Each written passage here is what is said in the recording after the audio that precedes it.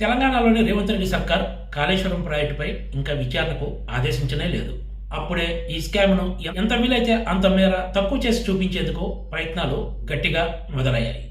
దీనికోసం రెండు వర్గాల వారిని కాపాడేందుకు ఒక ప్రముఖ పత్రికాధిపతి రంగంలోకి దిగారని కాంగ్రెస్ వర్గాల్లో బలంగా ప్రచారం జరుగుతోంది. గత ప్రభుత్వంలోని కీలక వ్యక్తులకు, మరో మెగా కాంట్రాక్టర్కు కావాల్సిన ఈ వ్యక్తే ఇప్పుడు ఈ బాధ్యతలను భుజానికి ఎత్తుకున్నట్లు చెప్తున్నారు. ఈ వ్యవహారం ఇప్పుడు తెలంగాణ కాంగ్రెస్ నాయకులతో పాటు మంత్రుల్లో కూడా హాట్ టాపిక్ గా మారింది. ఒకవైపు పత్రికాధిపతి, మరోవైపు ఎలాగూ ప్రభుత్వంలో ఉన్న కొంతమంది కోవట్లు కూడా ఈ దిశగా తమ వంతు ప్రయత్నం చేస్తున్నారని అధికార వర్గాలు చెబుతున్నాయి. అందులో భాగంగానే మేడిగడ్డ పనులు చేసిన లాసన్ అండ్ టూబ్రో ఎల్ఎన్టీ పైనే ఫోకస్ పెడుతున్నారు. కానీ మిగిలిన పనులు చేసిన వేల కోట్ల రూపాయల మేర అనుచిత లబ్ధి పొందిన కాంట్రాక్ట్ సంస్థల ఊసెత్తకుండా, కనీసం వాళ్ళపై ఈగ వాలనీయకుండా కాపాడుతున్నది ఎవరు, వీళ్ళ కోసం తెర వెనుక పనిచేస్తున్న వ్యక్తులు ఎవరన్నది ఇప్పుడు అటు అధికార రాజకీయ వర్గాల్లో విస్తృత చర్చనీయాంశంగా మారింది.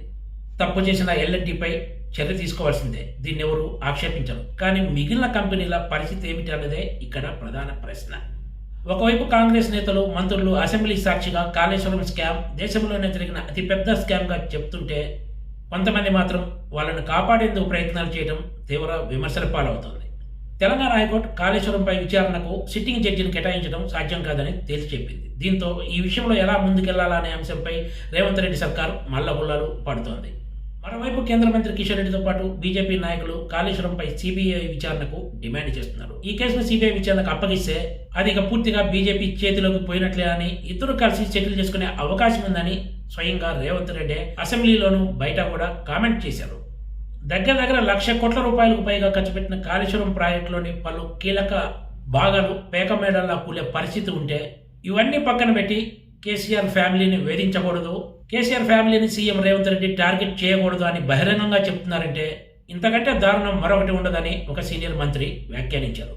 మరి ఇన్ని వైపుల నుంచి వస్తున్న ఒత్తిళ్లను అధిగమించి రేవంత్ రెడ్డి సర్కార్ కాళేశ్వరం స్కామ్ విషయంలో ముందుకు వెళ్ళగలుగుతుందా, ఇందులో వేల కోట్ల రూపాయలు దోచుకున్న వారిని జైలుకు పంపగలుగుతుందా అన్నదే ఇప్పుడు ప్రధాన ప్రశ్నగా మిగలబోతోంది. ఇందులో ఏమాత్రం తేడా వచ్చినా తెలంగాణలో కొలువు తీరిన కొత్త కాంగ్రెస్ ప్రభుత్వం తీవ్ర విమర్శలు ఎదుర్కోక తప్పదని చెప్పచ్చు. అయితే కాళేశ్వరం ప్రాజెక్టు విచారణ ముందుకు సాగకుండా తెర వెనుక కీలక శక్తులు ఎన్ని ప్రయత్నాలు చేయాలో అన్ని చేస్తూనే ఉన్నాయి. అవసరమైతే రేవంత్ రెడ్డి సర్కార్కు ఇబ్బందులు సృష్టించడానికి కూడా ఏమాత్రం వెనకాడేది లేదని సంకేతాలు కూడా పంపుతున్నారంటే పరిస్థితి ఎలా ఉందో అర్థం చేసుకోవచ్చు. మరి ఇన్ని సవాళ్లను రేవంత్ రెడ్డి సర్కార్ అధిగమించి నిలదొక్కుకోగలుగుతుందా లేదా అన్నది వేచి చూడాల్సిందే. Please subscribe TGTV.